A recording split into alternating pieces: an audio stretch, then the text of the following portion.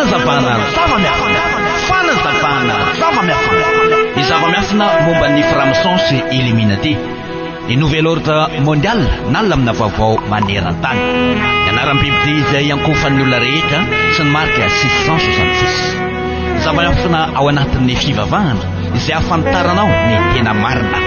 Ny momba ny boky Enoka sy ireo anjelinidina teto tany ka nanambady ny zanakavaviny olona araka ny hita ao amin'ny Genesisy 3:9. Andarana arainao eto amin'ny TNTV isaky ny zoma maraina amin'ny 9h, ny sabotsy maraina amin'ny 9h ary ny alahady maraina amin'ny 9h30. Tompona andraikitra fikambanana mpiara-mikatsika ny fahamarinana sy ny fiainana mananrakizay.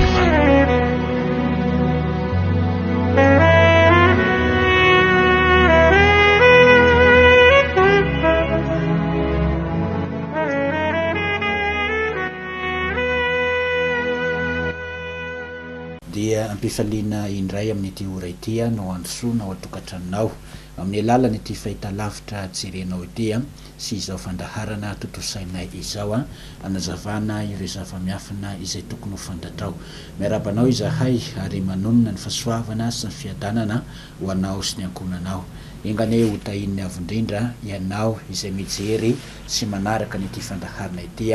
ary ho amin'ny fitomboina hatrany ihany koa ny fahafantarantsika ireo fahamarinana izay tena ilaina arahana sy iainana amin'izao fahavelomantsika izao. Ny mpamonjy dia niteny hoe katsao aloha ny fanjakany sy ny fahamarinany dia ho fanampiny ny zavatra rehetra. Manoloana an'izany ry havana dia tianay ny manamarika fa izao fandaharana izao dia zava-dehibe ho anao izay tena mitady ny fahamarinana araka ny voalazan'ny mpamonjy ao Matthieu 5:5 manao hoe sambatra izay naona sy mangetaeta ny fahamarinana fa izy no fikisana. Raha tena ny fahamarinana tokoa no tadiavinao sy katsahanao ao anatin'ny fivavahana ary ny fiainana mandrakizay no tanjonao dia natao ho anao izao fanazavana zava-miafina izao. Ary ny mpamonjy koa dia niteny ao amin'ny Luka 2:9 manao hoe ianareo no navela ahalala ny zava-miafina momba fanjakan'ny lanitra fa amin'ny hafa dia fanoharana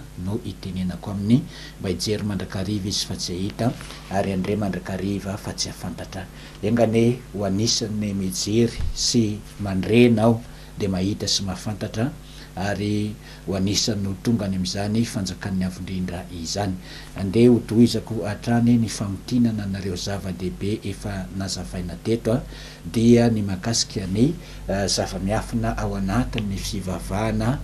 sy ny tsara ho fantatritsika ao amin'io fivavahana misy antsika io.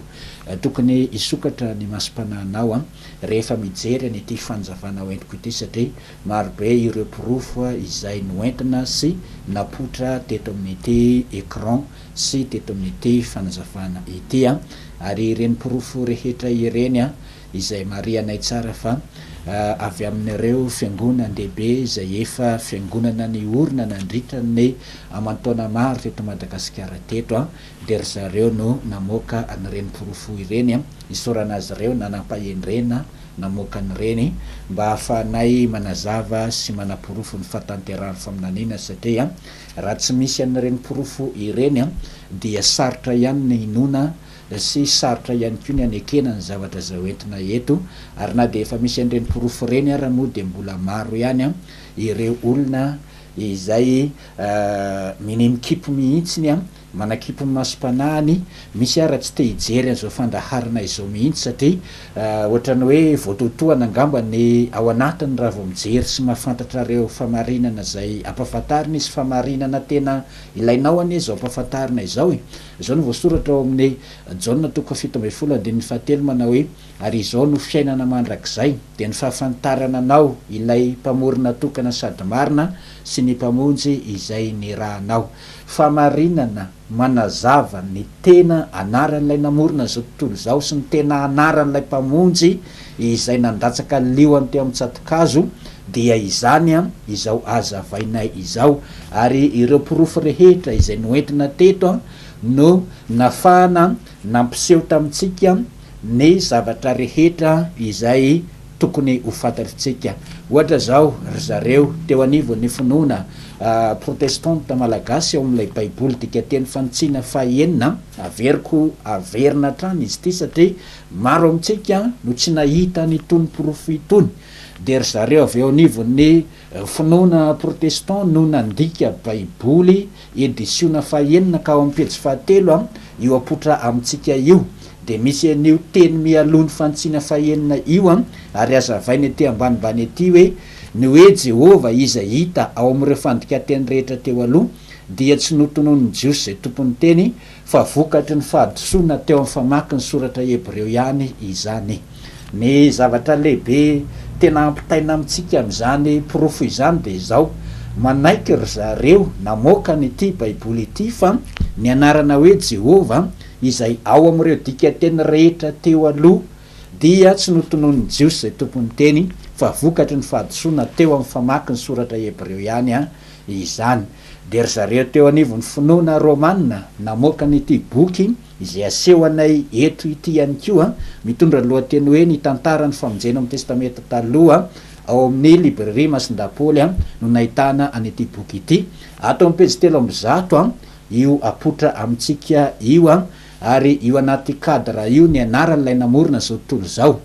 ary azavainy eto amin'ny ilany akavia eto indray hoe io anarana io no nitenenan'ny Mosesy Arona tao amin'ny faraona io ihany koa no fantatra ny zanak'Israely ary amin'ny teny hebreo io anarana io vokatry ny tsy fahaizany zareo nandika ny baiboly dikateny moderna na koa hoe nandika ny baiboly amin'ny dikateny pirenena samihafa vokatry ny tsy fahaizany zareo namaky an'io anaran'ny avy indrindra io no ny avian'ilay vaky teny diso hoe Jehova ka ny hebreo na ny zanak'Israely na ny fiangonan'ny apôstôly na ny fiangonana izay nanohy ny asan'ny apôstôly de tsy nanonona n'zany anarana Jehova izany satria tsy fantatra ry zareo kory izany fanononana Jehova izany. Ny litera hebreo dia tsy misy jia ao amin'ny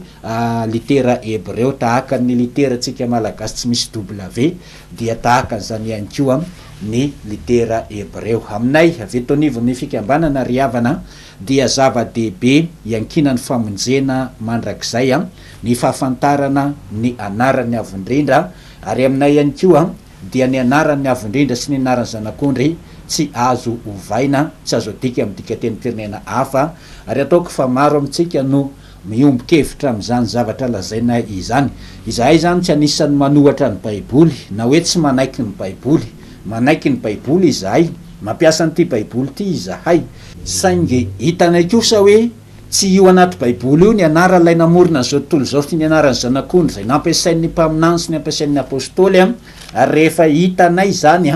dia ampafantarinay anareo izay mbola tsy nahita sy tsy nafantatra hoe ity ny anaran'ilay namorona zao tontolo zao avy amin'io ihany koa ny anaran'ny zanak'ondry ka nahatonga ny mpamonjy ny teny hoe izao dia tonga tamin'ny anaran'ny raiko izy koa dia ny teny hoe izao sy ny ray dia iray ihany. Maro amintsika no mangataka hoe mba tonony aminay ny anaran'ny avindrindra sy ny anaran'ny zanak'ondry ampianaro anay ny fanononana an'le izy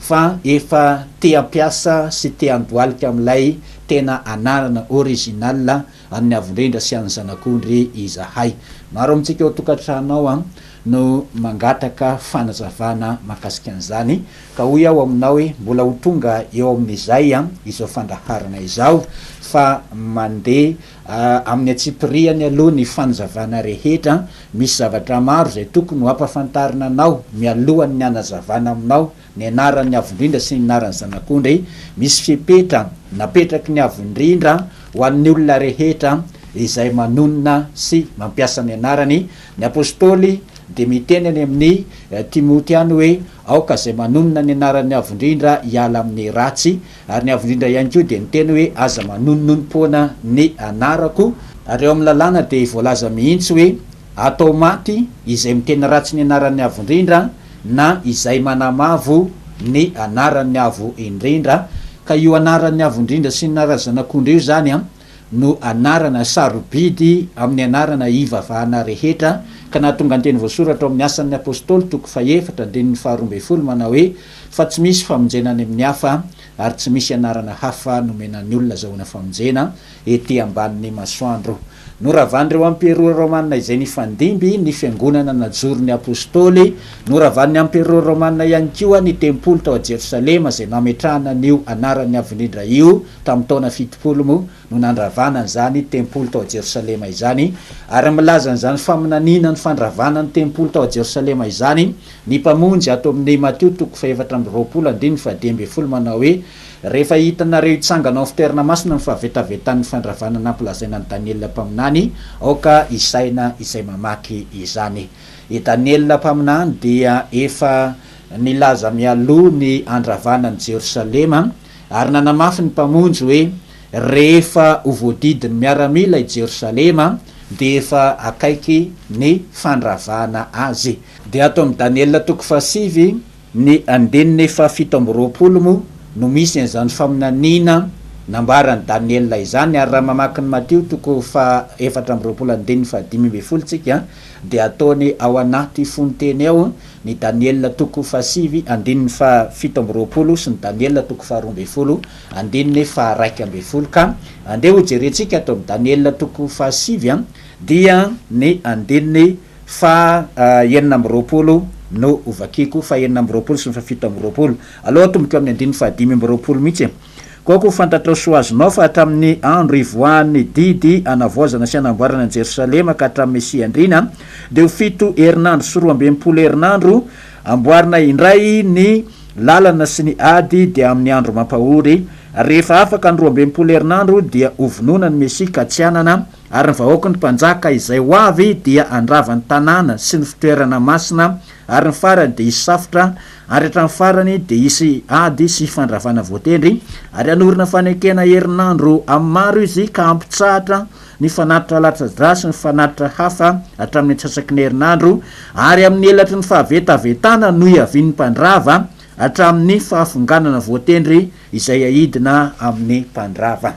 Eo amin'io 7:20 de manambara tsara Daniel amin'ny alalan'ny faminaniana hoe amin'ny elatry ny fahavetavetana no iavian'ny mpandrava izay andrava amin'ny fitoerana masina. Raha vakitsika amin'ny dikateny DM satria dikateny FFPM alainy vakiko teo fa vakiko amin'ny dikateny DM eto amin'ny 7:20 Daniel 7:20 ary amin'ny 7 taona farany de ampiatra fanenjehana enjana maro izy ka afaka 3 taona sy tapany monja dia ampitsahatra ny sorona sy ny fanatitra. Fanompotsy maharikoriko no anesika izany mpandrava izany mandra-pigado ny fanongorana izay voatendry iantota aminy. Eo amin'ilay fanompotsy maharikoriko izay noentiny ty mpandrava ity niditra tao amin'ny fitoerana masina no resako kely sy ofitiniko amintsika.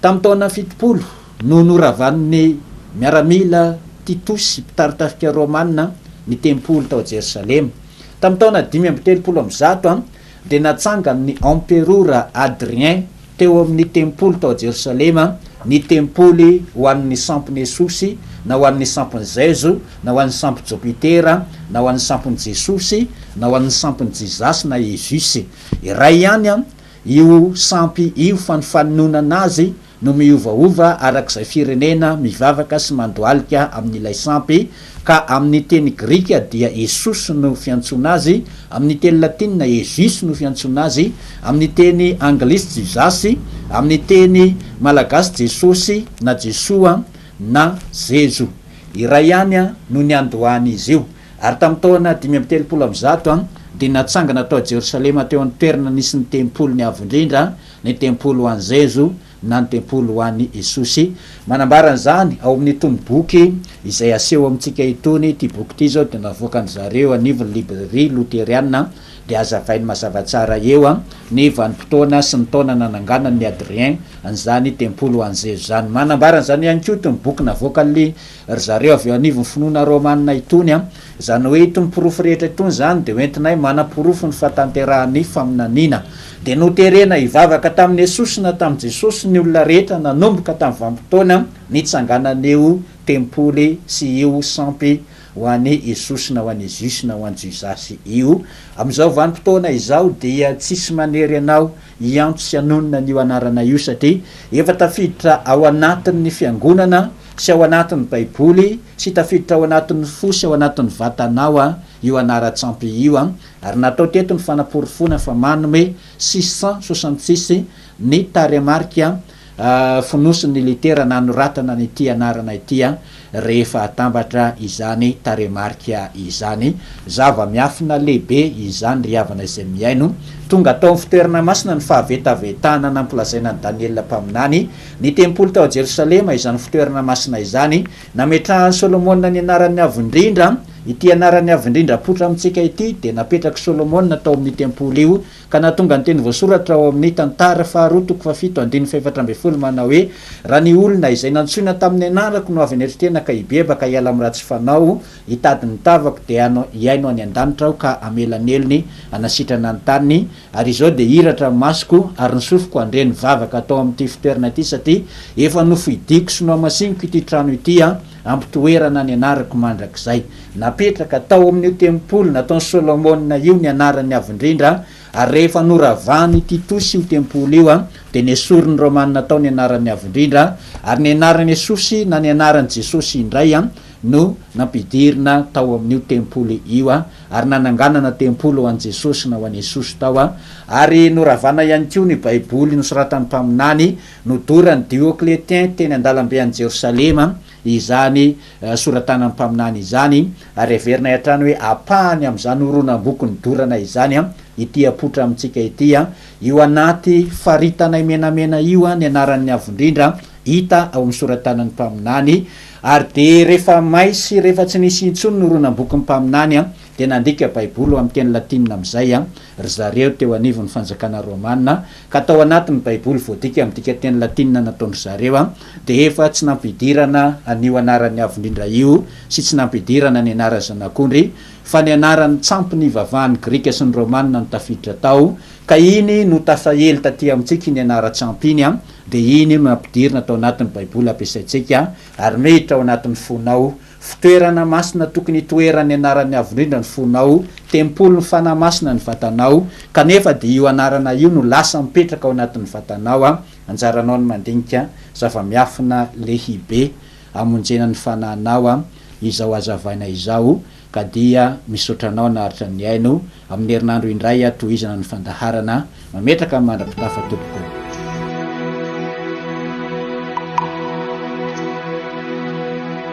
Fanazavana zava-miafina Fanazavana zava-miafina ny zava-miafina momba ny franc-maçon sy illuminati ny nouvel ordre mondial nalamina vaovao maneran-tany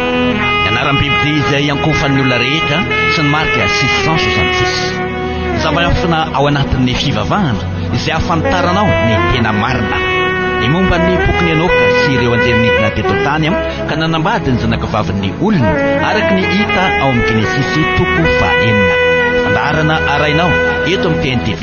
isaky ny zoma maraina amin'ny enora ny sabotsy maraina amin'ny enora ary ny alahady maraina amin'ny enora sy 30 minitra tompona andraikitra fikambanana mpiara-mikatsika ny fahamarinana sy ny fiainana mandrakizay